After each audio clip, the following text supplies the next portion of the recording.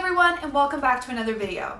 This week's videos are all about complementary colors and how to use them in a painting. So today's video is all about red and green, so let's jump in and start painting this.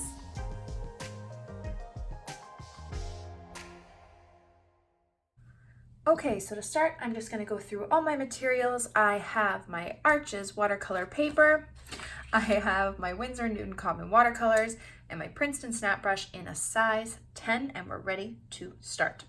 Okay, so this is my last video of my fruit bouquet complementary color series.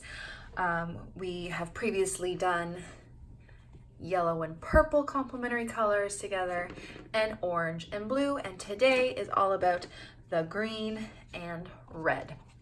So if you have not watched my other videos on this, I suggest you go and take a look at those too, but just in case, I am going to go through this really quickly. This is a color wheel. For those of you who don't know, you have three primary colors. You have a blue, a yellow, and a red. Each primary color mixed with another primary color creates a new color, which is a secondary color. And they're right next to each other on the color wheel. Blue and red make purple, red and yellow make orange, and yellow and blue make green. Those are called secondary colors. Now, complementary colors are two colors that sit exact opposite of each other on a color wheel. So we have blue and orange, red and green, and yellow and purple. And used correctly, those complementary colors, can create great harmony in your paintings when used correctly. What is the correct way? That is up to you. Honestly, art is subjective. There's no wrong way to do things. But I'm going to show you a little trick of how to create them in a way that will make your paintings pop. So today is all about the red and green. So as I showed you that other picture, we're going to be doing apples because they're great together. Complementary colors for red and green. Anyway, I'm blabbing. I need some more coffee, but we're just going to go for this. So we're going to create some apples. So here I have some cadmium red deep. It's my favorite red. I'm just going to take a light wash of it. And I'm going to do an open face apple. So an apple that is cut in half. Nope, I'm not. I lied.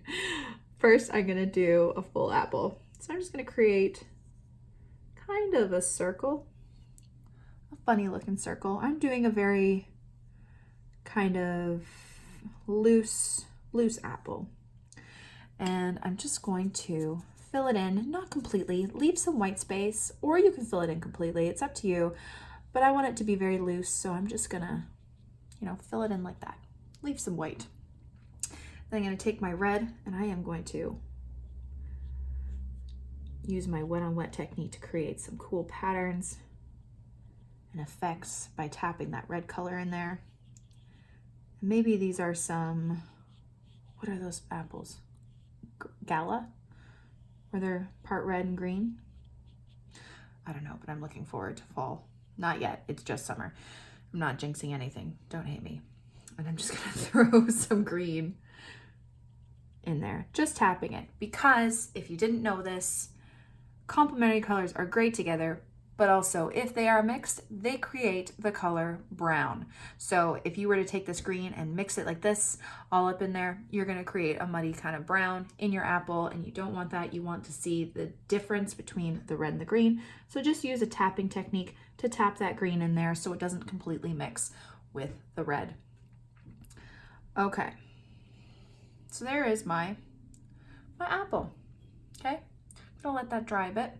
And now I'm gonna do the open face one here. So I'm just gonna take my light wash of my red, and I'm gonna kind of almost create a heart, but instead of coming to a point at the end, you're just gonna, it's almost like a C. You know what, it's not a heart, it's a C. Okay, slow down, Emma, slow down. I'm gonna create another C, just like that. And already that red is bleeding into it, and I love it. So I'm gonna leave that like that. And I'm going to add some more red on this side. Just letting that watercolor do its thing. And I might actually create a bit more of a thicker side to this one. So it's almost like a side view, okay? All right, there is this, your open apple. I feel like it's almost too perfect looking. I'm not really fond of it. Okay. But it's all good. And now I'm gonna do a bit of the middle of the apple, which is, I'm just taking a really light wash of a grayish brown, doing the kind of core bit. Just did a little line. I'm gonna wash it off and I'm just gonna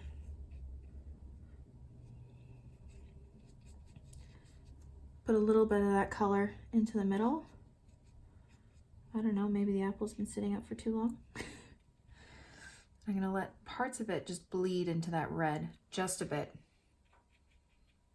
And then I'm gonna take some brown and put it in the middle there. And I'm gonna have a little stem popping up like that. Might take a little bit of black too, just to make it a bit darker. Okay, and then I'm also gonna create one here too. There we go. Okay, so there is our apple. Maybe I'll pop a little bit of green into this too. Maybe not. Okay, there we go. Okay, so we have our apples, our red color. And now because our red is so vibrant, usually I would tone down one of the complementary colors, but I think in this sense, I'm just gonna do a variety of different greens. I'm gonna go with lighter washes of greens, some muted greens, some dark and bright and deep greens. I'm just gonna go crazy with the greens, okay? So the greens I have are sap green, which I love, and I'll just create some leaves, straight sap green. I'm gonna wash it off and then do a light wash for some contrast. I'm gonna take some Hooker's Green Dark and create a leaf over here with that. Maybe one over here too. Okay, just showing a bit of variety and contrast. Maybe I will take some cadmium yellow and mix it to make kind of like a limey green. I'm gonna flip this around, pardon me.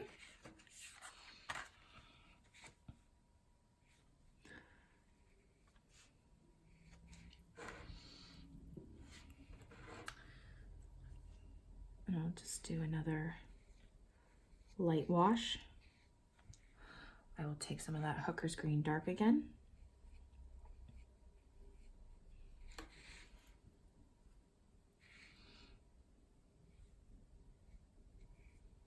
Maybe I'll take some Viridian, which is a brighter green.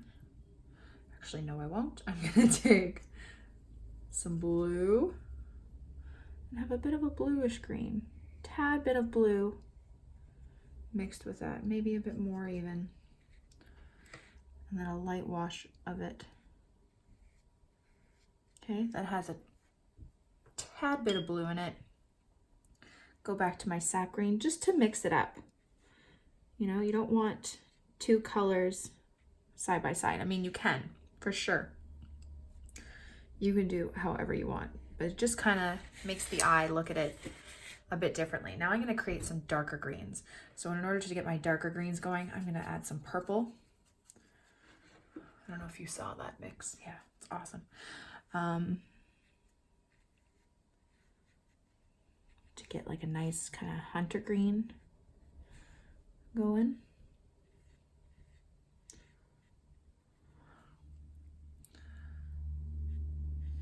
It's almost like a grayish green.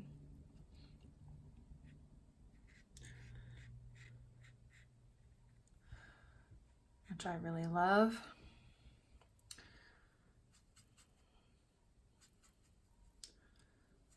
Darker purple.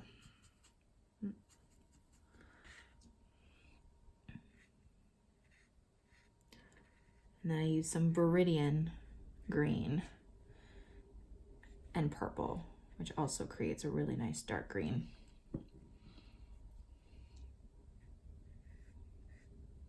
Okay. And there you go. It just adds, really it's those light and dark greens that really add to this painting, and then that pop of red in there that kind of brings it all together. So if you want, you can add other little, like maybe cherries or raspberries or something. These two colors are really nice for like a strawberry bush. Same kind of technique, using all the different kinds of greens. But yeah, basically that's it. This might have been the easiest one. So yeah. Thank you guys so much for watching my video. I really hope you liked it and I hope you learned something. Don't forget to subscribe to this channel and follow me on Instagram for more. Have a great day, guys. Bye.